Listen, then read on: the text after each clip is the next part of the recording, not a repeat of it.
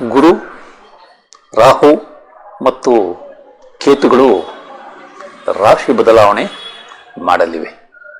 ಈ ಮಾಸದಲ್ಲಿ ಯಾವ ಗ್ರಹವೂ ವಕ್ರಿಯಾಗಿಲ್ಲ ಎಂಬುದು ಸಮಾಧಾನಕರವಾದ ಅಂಶ.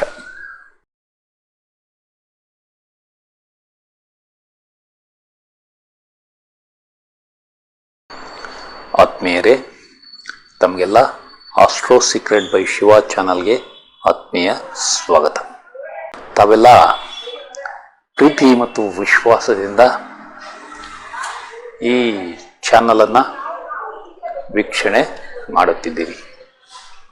ಅದಕ್ಕಾಗಿ ತಮಗೆಲ್ಲ ತುಂಬು ಹೃದಯದ ವಂದನೆಗಳನ್ನ ಸಲ್ಲಿಸುತ್ತಿದ್ದೇನೆ. ನನ್ನ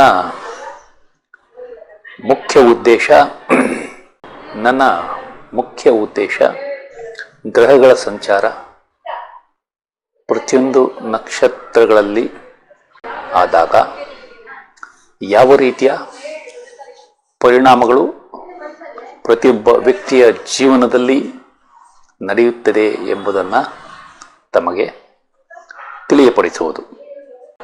ಈ ವಿಷಯಗಳನ್ನು ತಾವು ಪಾಲಿಸಿ ನಾನು ತಿಳಿಸುವ ದಿನಾಂಕಗಳಂದು ಯಾವ ರೀತಿ ಬದಲಾವಣೆ ಆಗುತ್ತದೆ ಎಂಬುದನ್ನು ತಿಳಿದುಕೊಂಡು ಜೀವನದಲ್ಲಿ ಯಶಸ್ವಿಯಾಗಲಿ ಎಂಬುದು ನನ್ನ ಆರೈಕೆ. ಚಾನಲನ್ನು ತಾವು ಇಷ್ಟಪಟ್ಟರೆ ತಮ್ಮ ಬಂಧು ಮಿತ್ರರಿಗೆಲ್ಲ ಶೇರ್ ಮಾಡಿ, ಅವರೂ ಸಹ ಈ ಚಾನಲ್ಗೆ ಚಂದಾದಾರರಾಗಲು ಸಹಾಯ ಮಾಡಿ. ಈಗ ಕಳೆದ ಮಾಸದಲ್ಲಿ ನಾನು ತಿಳಿಸಿರುವ ದಿನಾಂಕದಂದು ಯಾವ ರೀತಿ ಬದಲಾವಣೆ ಆಗಿದೆ ಎಂಬುದನ್ನು ಸಂಕ್ಷಿಪ್ತವಾಗಿ ತಿಳಿದುಕೊಳ್ಳೋಣ. ಮಾರ್ಚ್ 28, 29 ಈ ದಿನಾಂಕ ಬಹಳ ಘೋರವಾದ ದಿನಾಂಕ ಎಂದು ನಾವು ಹೇಳಬಹುದು. ಕಾರಣ, ಥಾಯ್ಲ್ಯಾಂಡ್, ಮಯನ್ಮಾರ್, ಇಂಡೋನೇಷ್ಯಾಗಳಲ್ಲಿ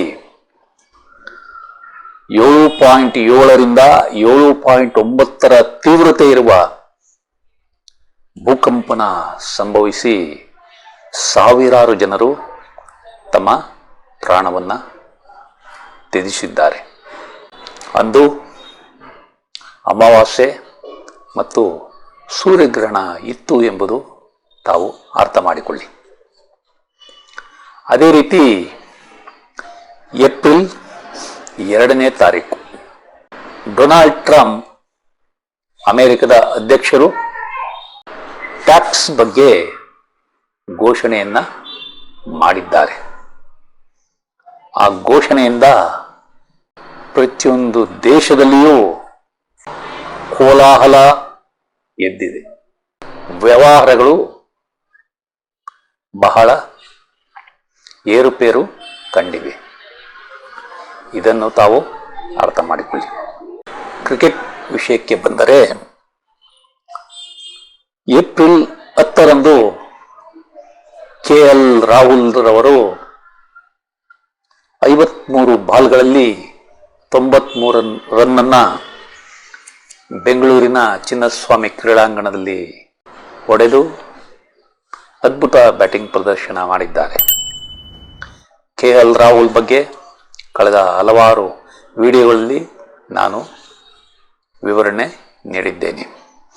ಅದೇ ರೀತಿ ಏಪ್ರಿಲ್ 12ರಂದು ಅಭಿಷೇಕ್ ಶರ್ಮಾ 55 ಬಾಲ್ಗಳಲ್ಲಿ 141 ರನ್ ಬಾರಿಸಿ ಅದ್ಭುತ ಆಟ ಆಡಿದ್ದಾರೆ.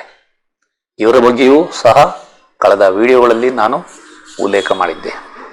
ಇನ್ನು ಸ್ಟಾಕ್ ಮಾರ್ಕೆಟ್ಗೆ ಬಂದರೆ, ಮಾರ್ಚ್ 25ರಂದು 23,869 ಹೈ ನಲ್ಲಿ ಇದ್ದ ನಿಫ್ಟಿ ಏಪ್ರಿಲ್ 7ರಂದು 21,743ಕ್ಕೆ ಕುಸಿದಿತ್ತು.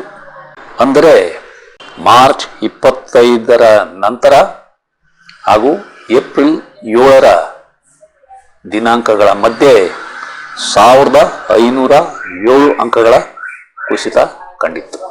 ಅದೇ ರೀತಿ ಏಪ್ರಿಲ್ 8ರಂದು ಗ್ಯಾಪ್ ಅಪ್ ಓಪನಿಂಗ್ ಆಗಿ 285 ಪಾಯಿಂಟ್ಗಳ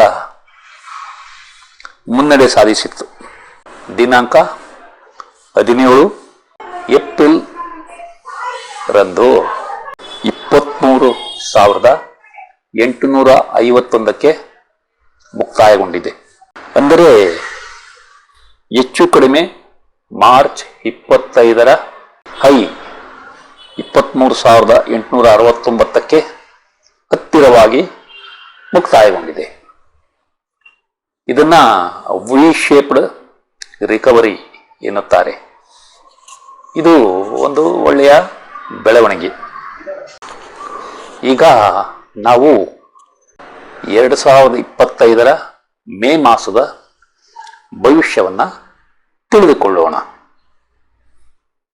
ಈ ಮಾಸದಲ್ಲಿ ಬದಲಾವಣೆ ತರುವ ದಿನಾಂಕಗಳು 7, 12, 15, 16, 20, 21, 24, 26 ಮತ್ತು 28. ಈ ದಿನಾಂಕಗಳಲ್ಲಿ 15 ಮತ್ತು 20 ಬಹಳ ಮುಖ್ಯವಾದವು. ಇವುಗಳನ್ನು ಒಂದೆಡೆ ತಾವು ಬರೆದಿಟ್ಟುಕೊಳ್ಳಿ. ಈ ಮಾಸದಲ್ಲಿ ಗುರು, ರಾಹು ಮತ್ತು ಕೇತುಗಳು ರಾಶಿ ಬದಲಾವಣೆ ಮಾಡಲಿವೆ. ರಾಹು ಮತ್ತು ಕೇತು ಗ್ರಹಗಳು ದಿನಾಂಕ 20 ಮೇ 2025ರ ಮಧ್ಯಾಹ್ನ 3:17 ಕುಂಭರಾಶಿಯನ್ನ ಪ್ರವೇಶ ಮಾಡಲಿವೆ. ಅದೇ ರೀತಿ ಗುರುಗ್ರಹ 14 ಮೇ 2025ರ ಮಧ್ಯರಾತ್ರಿ 1:56 ಮಿಥುನ ರಾಶಿಯನ್ನ ಪ್ರವೇಶ ಮಾಡಲಿದೆ. ಈ ರಾಶಿಗಳ ಬದಲಾವಣೆಯಿಂದ ಪ್ರತಿಯೊಬ್ಬ ವ್ಯಕ್ತಿಯ ವೃತ್ತಿ ಮತ್ತು ಸಂಬಂಧಗಳಲ್ಲಿ ಬದಲಾವಣೆ ಆಗುವುದು ಗ್ಯಾರಂಟಿ. ಇದನ್ನ ತಾವು ಅರ್ಥ ಮಾಡಿಕೊಳ್ಳಿ. ಈ ಮಾಸದಲ್ಲಿ ಯಾವ ಗ್ರಹವೂ ವಕ್ರಿಯಾಗಿಲ್ಲ ಎಂಬುದು ಸಮಾಧಾನಕರವಾದ ಅಂಶ.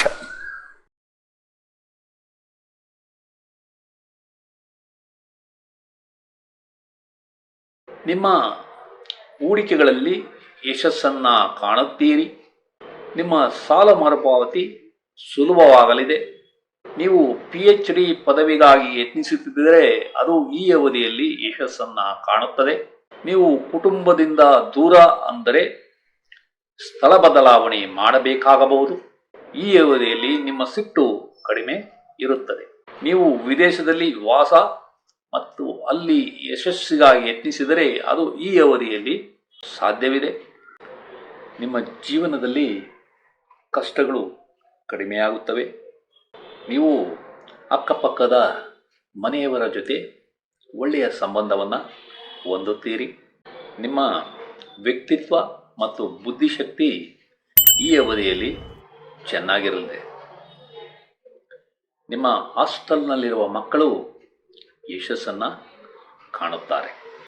ನಿಮಗೆ ಈ ಅವಧಿಯಲ್ಲಿ ಕೆಲಸ ಮಾಡುವ ಹುಮ್ಮಸ್ಸು ಚೆನ್ನಾಗಿರಲಿದೆ. ನಿಮ್ಮ ಬುದ್ಧಿಮತ್ತೆ ಚುರುಕಾಗಿ ಓದುವ ಹಂಬಲ ಕೂಡ ಚೆನ್ನಾಗಿರಲಿದೆ. ನೀವು ಮನೆ ಮಾರಾಟ ಮತ್ತು ಮನೆಯ ಬದಲಾವಣೆಯನ್ನು ಈ ಅವಧಿಯಲ್ಲಿ ಮಾಡಬಹುದು. ನೀವು ಆಸ್ತಿ ವಿಭಜನೆ ಮಾಡಬೇಕೆಂದಿದ್ದರೆ ಅದು ಈ ಅವಧಿಯಲ್ಲಿ ಯಶಸ್ಸನ್ನು ತಂದುಕೊಡಲಿದೆ. ನಿಮ್ಮ ಹಣಕಾಸು ಮತ್ತು ಸಂಪತ್ತು ಈ ಅವಧಿಯಲ್ಲಿ ಹೆಚ್ಚಾಗಲಿದೆ. ನಿಮ್ಮ ಕುಟುಂಬದಲ್ಲಿ ಮಕ್ಕಳ ಜನನ ಅಥವಾ ಮದುವೆಯಿಂದ ಸದಸ್ಯರ ಸೇರ್ಪಡೆ ಆಗುತ್ತದೆ. ನಿಮಗೆ ಬಂಗಾರದ ಒಡವೆಗಳನ್ನು ತೆಗೆದುಕೊಂಡು ಸಂತೋಷ ದೊರೆಯಲಿದೆ.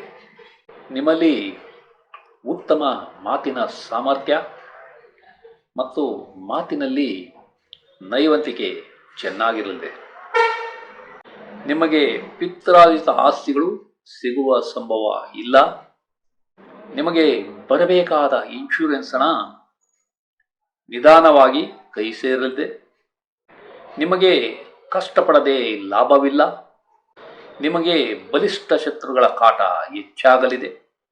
ನೀವು ಕೆಲಸದಿಂದ ವಜಾ ಅಥವಾ ಕಡ್ಡಾಯ ನಿವೃತ್ತಿ ಆಗಬಹುದು. ಜಾಗ್ರತೆ. ಈ ವಿಡಿಯೋವನ್ನು ಕೊನೆಯವರೆಗೂ ನೋಡಿದ ತಮಗೆಲ್ಲ ವಂದನೆಗಳು. ಈ ವಿಡಿಯೋದಲ್ಲಿರುವ ವಿಷಯಗಳು ತಮಗೆ ಇಷ್ಟವಾದರೆ ಈ ವಿಡಿಯೋವನ್ನು ತಮ್ಮ ಬಂಧು ಮಿತ್ರರಿಗೆಲ್ಲ ಶೇರ್ ಮಾಡಿ, ಅವರೂ ಸಹ ಈ ಚಾನಲ್ಗೆ ಸಬ್ಸ್ಕ್ರೈಬ್ ಆಗುವಂತೆ ಮಾಡಿ ಎಂದು ಕೋರುತ್ತಿದ್ದೇನೆ. ವಂದನೆಗಳು.